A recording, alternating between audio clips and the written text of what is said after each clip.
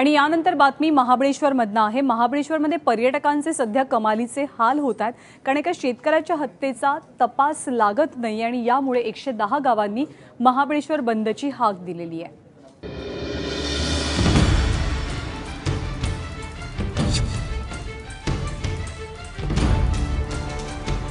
एरवी पर्यटकांच्या गर्दीने गजबजणाऱ्या महाबळेश्वरमध्ये शुकशुकाट आहे। घरं बंद, दारं बंद, दुकानंही बंद।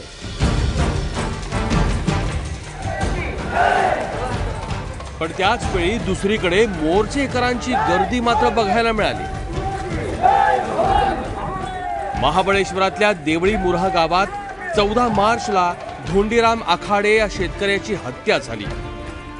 आरोपींचा अजूनही शोध लागत नाही, त्यामुळे ग्रामस्थ आक्रमक झाले आणि त्यांनी मोर्चा काढून पोलिसांचा निषेध केला। 25 वर्षातून हे गाव सगळं टोटल 110 गाव एकत्र येऊन त्यांनी टोटली हा बंद पुकारलेला आहे आणि त्याला चांगला प्रतिसाद मिळाला आहे। महाबळेश्वरमध्ये इथं आल्यानंतर क्षेत्र महाबळेश्वरमध्ये पण टोटली सगळं दुकानं बंद आहे। पर्यटकांची खरेदी होऊ शकत नाही हे तर मान्य, पण टोटली सगळ्या गावांनी निर्णय घेतल्यामुळे हे करावंच लागलेलं आहे। मोर्चा आणि बंदमुळे महाबळेश्वरमध्ये आलेल्या पर्यटकांचे मात्र चांगलेच हाल झाले। एरवी कायम वर्दळ असलेल्या ठिकाणी शुकशुकाट होता।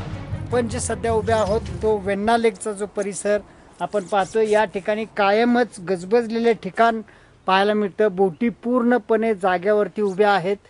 या ठिकाणी जेव्हा महाबळेश्वर बंद असल्याचं समजलं त्यावेळेला पर्यटकांनी आता वेण्णा लेकच्या परिसरात येणंही टाळलेलं आहे। त्यामुळं इथल्या येणाऱ्या प्लॅटफॉर्मवरतीही या ठिकाणी संपूर्ण परिसरात पूर्णपणे शुकशुकाट आपल्याला जाणवतोय। कुठून आलात तुम्ही? अक्कलकोट। बर, काय बंदचा काय परिणाम झाला का? बंद म्हणजे काय, फूड मार्केट बंदच आहे। हां, सगळीकडे काय हॉटेल बंद आहेत, सगळं बंद आहे। नाश्ता नाही, जेवण नाही, पाणी नाही, पाणी पण मिळेना। अरे बापरे, त्रास झाला। त्याच्यामुळे हॉटेल बुक केलं होतं, कॅन्सल करून परत निघालो मी आता साताऱ्याला। वाईट वाटलं म्हणजे एवढ्या हौशीनं आलो होतो, काय वाटलंच नाही ना, काय मिळालंच नाही आम्हाला। बघावं, मुलांना कपडे वगैरे घ्यायचे, जरा फिरायचं हौस होती जरा। सध्या उन्हाचा पारा चांगलाच वाढलाय, त्यामुळे लोक थंड हवेच्या ठिकाणी धाव घेत आहेत।